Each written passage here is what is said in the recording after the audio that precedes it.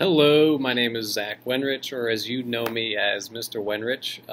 I will be reading about population concentrations, and this is for my what, where, when, how, why, and who project that I will be doing. I will be on page 36 and 37 if you want to follow along with me. Here I go. Population concentrations. Here are the two bullet points, or the two emphases that this book wants you to take from these two pages. 2/3 of the world's inhabitants are clustered in 4 regions. Regions with harsh environments have relatively low populations. So that's the main idea of these 2 pages. And it goes on. Human beings are not distributed uniformly across Earth's surface. World maps depict this distribution in several ways. So real quick, the word uniformly is kind of what you assume with the uniform. The reason why you wear a uniform is so you can have everybody looking the same. And this is what this is saying. The world's population, although it's concentrated in 4 specific regions, it's not necessarily just there. Human beings are distributed throughout the world, and it's not even. Just these 4 specific regions that the book will talk about are where a majority of them are. So, moving right along. World maps depict this distribution in several ways. Number 1, population concentrations. 2/3 of the world's inhabitants live in 4 regions: East Asia, South Asia, Southeast Asia, and Europe. And again, the book says figure 2.11. That will be on the right. Will show where they are. The 4 population concentrations occupy generally low-lying areas with temperate climate and soil suitable for agriculture. I'll repeat that last part again. The 4 population concentrations occupy generally low-lying areas with temperate climate and soil suitable for agriculture. I will let you look up the term temperate climate. And again, soil suitable for agriculture, that essentially just means that the soil is able to be used for farming purposes. So again, food and farming, like raising cows, chickens, whatever that local population raises on the farm. Physical environments that are too dry, too cold, too wet, or too mountainous tend to have fewer inhabitants. Again, it points you into the direction of the figures 2.12 and 2.13. Another way of depicting the world population is a population cartogram, and this is the weird-looking map on the bottom of page 36. A population cartogram depicts the size of countries according to population rather than land area, as is the case with most maps. So if you go to the map over on my east side of the room, you'll see all of the world. You'll see the political maps where the different countries are colored. But a population cartogram depicts population a little bit differently. It depicts the population of an area based on population and not land area. Okay? So, one more time, a cartogram depicts the size of countries according to population rather than land area, as is the case with most maps. Excuse me.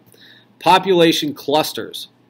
The world can be divided into 7 regions, each containing approximately 1 billion people. The small size of the Asia regions shows the large number of the world's inhabitants living there.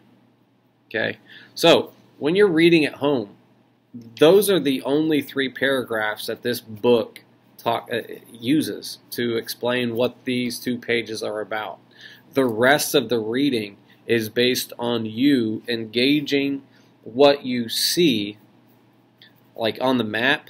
So in the middle, we have the population distribution, and the purple colors mean 1,000 and 1 million and above. When you were reading a map, one thing that you want to pay attention to is obviously the map key.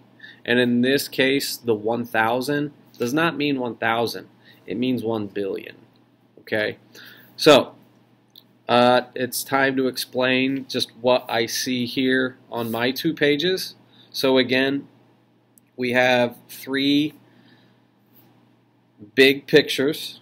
The one right in the middle is about population distribution. The one on the bottom right is about the population clusters. So these are the seven regions of the world where there are approximately 1 billion people in.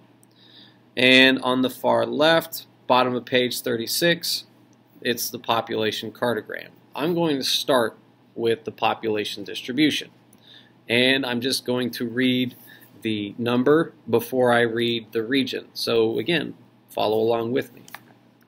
Population distribution, figure 211. 2/3 of the world's inhabitants live in 4 regions: Asia, or East Asia, South Asia, Southeast Asia, and Europe. In addition to these 4 regions, the largest population concentrations are in Eastern North America and Western Africa. All right, Europe. Europe includes 4 dozen countries, ranging from Monaco, with 1 square kilometer and a population of 33,000, to Russia, the world's largest country in land area when its Asian part is included.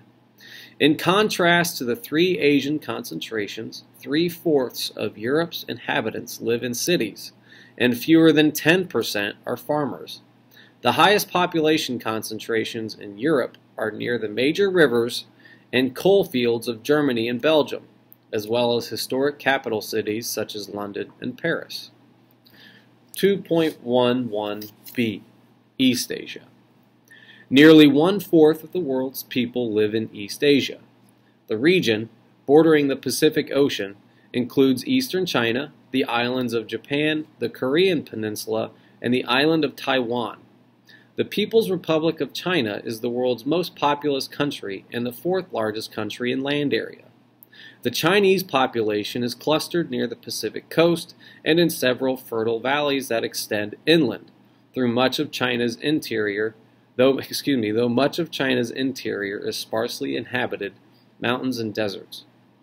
More than 1/2 of the people live in rural areas where they work as farmers. In sharp contrast, more than 3/4 of all Japanese and Koreans are clustered in urban areas and work at industrial or service jobs. 2.11c, South Asia. Nearly 1/4 of the world's people live in South Asia, which includes India, Pakistan, Bangladesh, and the island of Sri Lanka. The largest concentration of people within South Asia lives along a 1,500-kilometer corridor from Lahore, Pakistan, through India and Bangladesh to the Bay of Bengal. Much of this area's population is concentrated along the plains of the Indus and Ganges rivers. Population is also heavily concentrated near India's 2 long coastlines, the Arabian Sea to the west and the Bay of Bengal to the east. Like the Chinese, most people in South Asia are farmers living in rural areas. 2.11d, Southeast Asia. Around 600 million people live in Southeast Asia, mostly on a series of islands that lie between the Indian and Pacific Oceans. Indonesia, which consists of 13,677 islands, wow, is the world's 4th most populous country. So that right there is kind of weird for me. Sorry to break off from the reading, but in this little tiny area, people are living on little tiny islands. So again, the importance of being near a source of water is very important for a human population and concentration. Back to what I was saying. All right, the largest population. Yeah, there we go. The largest population concentration is on the island of Java, inhabited by more than 100 million people. Several islands that belong to the Philippines contain high population concentrations, and population is also clustered along several river valleys and deltas at the southeastern tip of the Asian mainland known as Indochina. As in China and South Asia, the Southeast Asia concentration is characterized by a high percentage of people working as farmers in rural areas. So, a couple of things to note in those 4 regions. Number 1, note the importance of being near a water source. Number 2, the mix of population. In some areas of these like these big areas of concentration, you have people that are more farmers and they are working in an urban area, like a city. And in some areas, you have more people working and living in an urban area versus living in a rural area. Okay, moving on down to 2.15. This is the area that you see each of the 7 clusters in this figure, 2.15, about population clusters. Each of these 7 clusters in this figure contains approximately 1 billion inhabitants. So the green area, that's the Western Hemisphere. You'll see the United States, Canada, Greenland, Mexico, Guatemala, Cuba, on down to South America, Venezuela, Brazil, Bolivia, Colombia, Argentina. Oh, it also contains something in the Eastern Hemisphere. Again, this is just a map bias sometimes. Australia and New Zealand are depicted in the East, but arguably they are. But when it comes to this map, they are actually grouped in with North and South America. So again, you have to think about the world differently.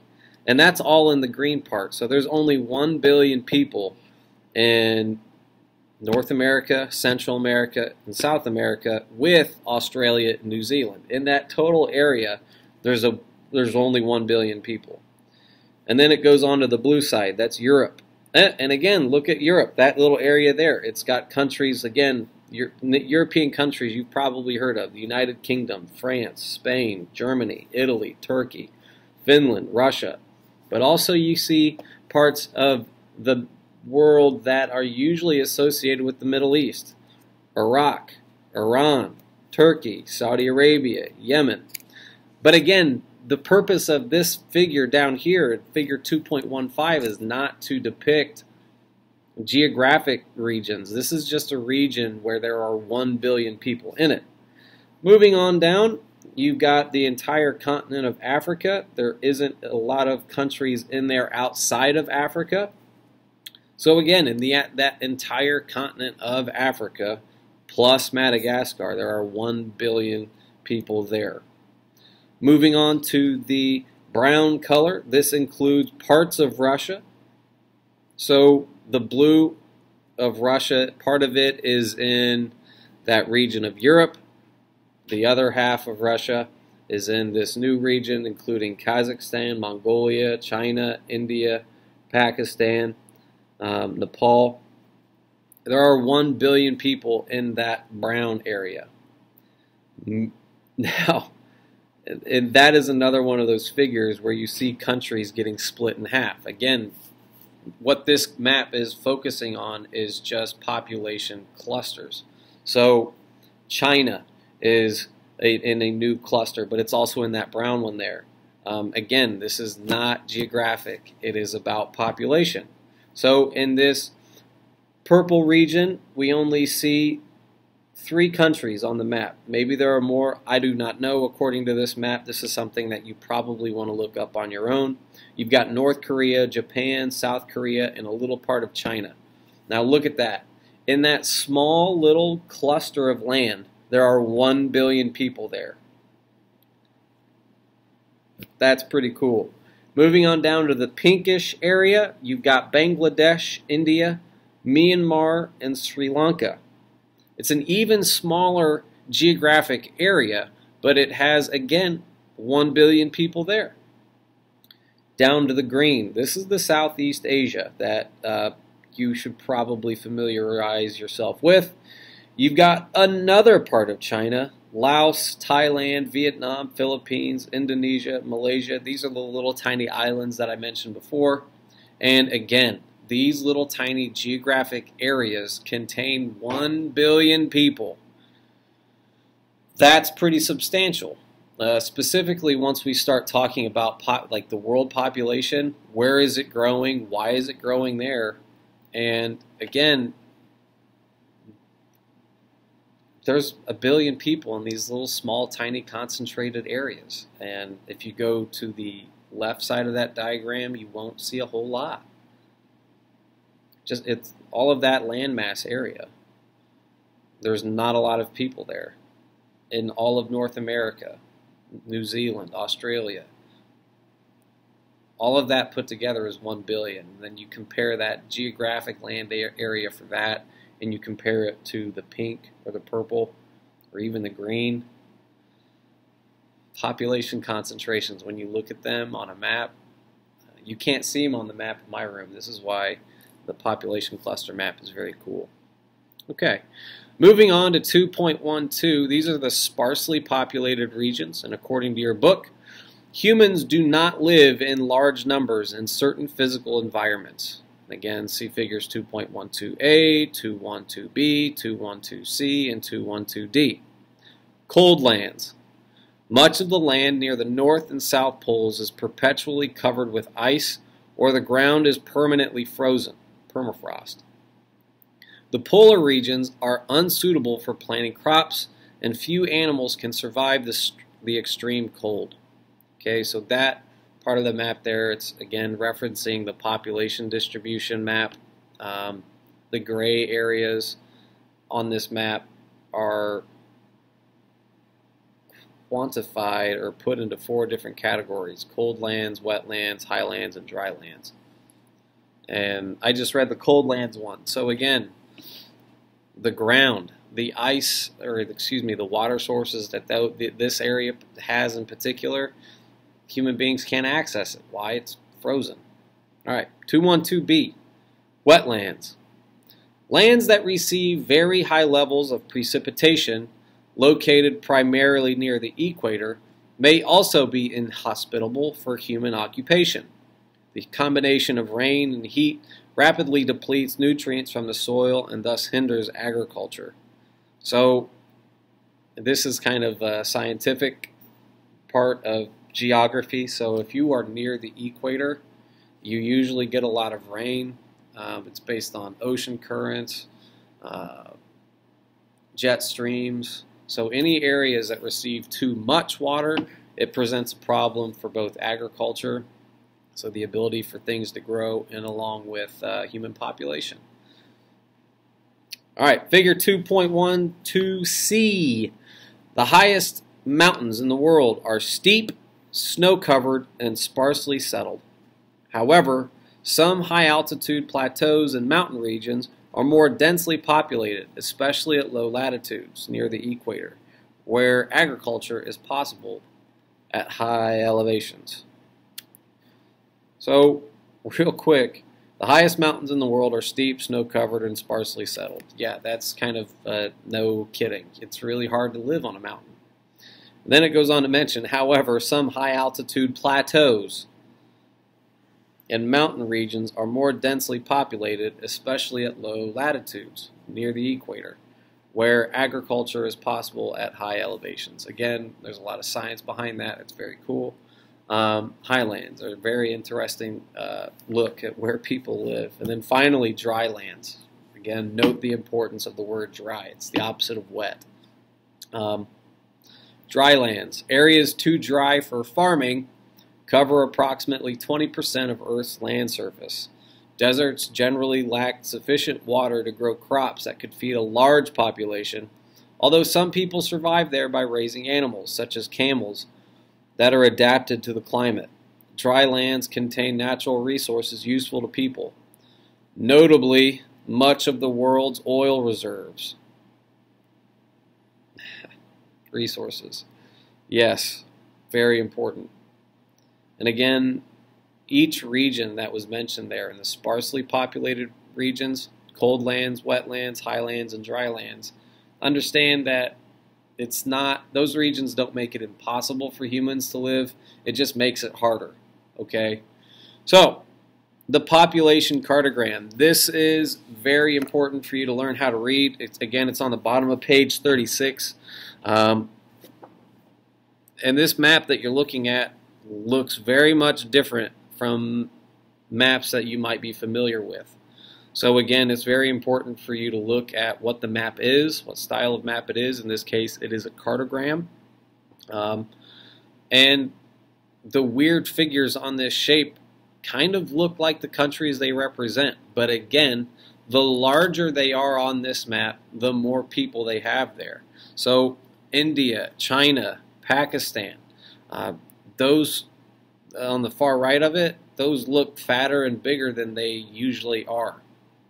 This is an example of map bias. This is not what these countries look like geographically. This is, again, noting how big these areas are in terms of population. And just a quick explanation, in the population cartogram, this is figure 2.14. In a cartogram, countries are displayed by size of population rather than land area. Countries with population over 100 million are labeled. So, again, just as a recap, the 2 pages that I read were population concentrations, or focused on that. Just to recap, 2/3 of the world's inhabitants are clustered in 4 regions. Regions with harsh environments have relatively low populations. So, that is what I want you to do when you're reading any sort of textbook. You can do this sort of thing on your own. What you're doing now is you're going to take a look at whatever 2 pages that you get, or an article that will help you understand the information presented in it. I want you to emphasize the main idea. If there's anything on your article or pages that need explained, go ahead and read it out loud. Just looking at the time that I've got here, I've been talking to you guys for approximately 21 minutes. I've stopped to explain some things in the reading, and that's perfectly fine. If you're watching this and you're taking notes over these 2 pages, then by all means, stop and start at your own pace. I've got a little visual right here that tells you where I'm at, pages 36 and 37 in the textbook. What is it about? Population concentration. So, there it is. What you can do now, I've just got some quick notes on the who, what, where, when, why, and how parts that are written. I'll just quickly zip through them all. So again, I read population concentrations, pages 36 and 37. Who wrote this? A guy by the name of James M. Rubenstein, author of your book, Contemporary Human Geography. Because it is a textbook and it's given to you by a teacher, myself, it is safe to assume there isn't much bias. However, there is some bias contained in here, specifically when it comes to these maps. But they're biased towards the things that they want to represent, whether it's population distribution, population clusters for region, or the population cartogram itself, where it's depicting population, not land area. When was this written? The copyright date for this book is 2016, so it is safe to say this book was written in the last 3 to 4 years. Again, it's currently February 7th. Next up, what? What is this article or section of the book about? These 2 pages are about population concentration. The bullet points focus on where the population of the world is concentrated and the impact of harsh environments on regions with less population. How does this article or section show the information? Again, this is from the textbook, so the reading is very jumpy. However, the book has 3 paragraphs for population concentrations, population cartogram, and population clusters. The rest of the reading on this book and how it's presented, it's explaining the pictures inside it. And again, there's maps, different types of maps. You've got the population distribution map, you've got the population cartogram, and the population clusters displaying those 7 regions where there are 7 billion people in those 7 regions. 1 billion per region, just again. Where in the world does the article or section of the book talk most about? So specifically, where in the world this thing is about. It's about the world, but according to the text, 2/3 of the world's inhabitants are clustered in 4 regions: Europe, East Asia, South Asia, and Southeast Asia. The book contains a short paragraph about each region and how the populations are concentrated. This section also discusses where the population is not so clustered, specifically in cold lands, wetlands, highlands, and drylands. Why was this article or section of the book written? This section of the book emphasizes where people are distributed. The world is mostly populated in 4 regions: Europe, East Asia, South Asia, and Southeast Asia. However, the population of the world isn't just in these 4 regions, obviously, because I'm in North America right now.